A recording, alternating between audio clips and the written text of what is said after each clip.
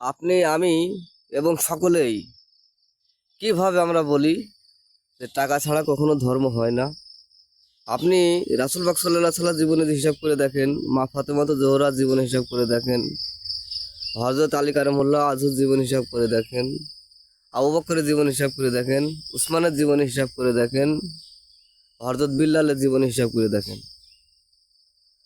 ইনাদের জীবনে কি হিসাব করে দেখেন, যদি টাকা ছাড়া ধর্ম না হয় তাহলে ওনারা এই পৃথিবীতে কিভাবে জীবন যাপন করে আল্লাহর একটু লাভ করে গেছে। তাহলে আমার আপনার অবশ্যই ইমানের ঘাটতি, স্বার্থের বেঘাতে আমরা বলছি টাকার প্রয়োজন ধর্মে, কিন্তু ধর্মে অবশ্য টাকার প্রয়োজন লাগে না। টাকা মানুষের লাগে স্বার্থের প্রয়োজনে, কিন্তু ধর্মক্ষেত্রে টাকা লাগে না। ধর্মক্ষেত্রে মানুষের 16 আনা ইমানই আল্লাহ পাক রব্বুল আলামিনের কাছে যথেষ্ট। এর ব্যতীত আল্লাহর কিছুই চায় না।